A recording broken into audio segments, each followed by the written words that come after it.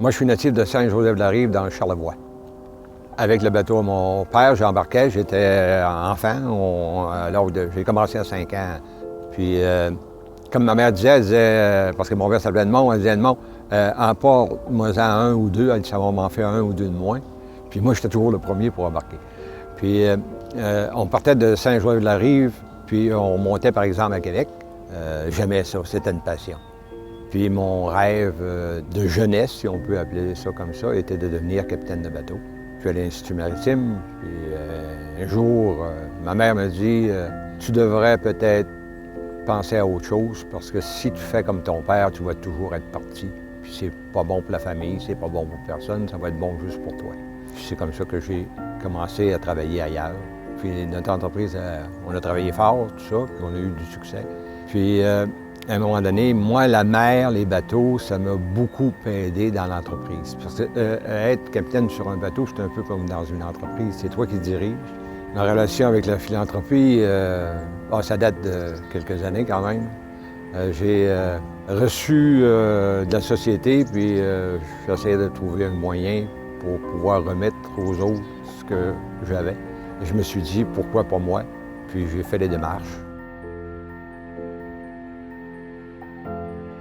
Le véhicule de la philanthropie de Québec était un très bon véhicule. Puis une vraie fondation, c'est pratiquement une entreprise. C'est une entreprise, puis ça prend beaucoup de temps puis de personnel pour gérer tout ça. Un philanthrope qui commence, c'est le meilleur véhicule qu'il n'y a pas, parce qu'on n'a pas à s'impliquer avec une gestion dans le day-to-day. On a juste à faire partie d'un groupe. Puis ce groupe-là, ils ont déjà une structure. Ça me permet de juste diriger les dons aux personnes ou aux organismes que je veux. Puis eux font le travail. Dans la vie, il faut avoir une mission, une passion plutôt. Une passion qui nous enlève du quotidien du travail.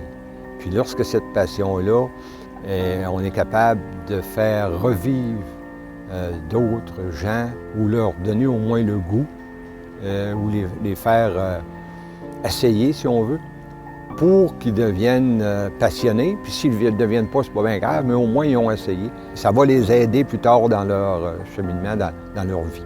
À l'époque, on était 7-8, avec le père, la mère, avec pas beaucoup de revenus. Mais c'était pas juste ça qui comptait. Il y avait l'amour aussi. Mais ça nous a permis aussi de comprendre que l'argent, c'est important. Des fois, ça en prenait, mais ça en prenait pas tant que ça pour être heureux.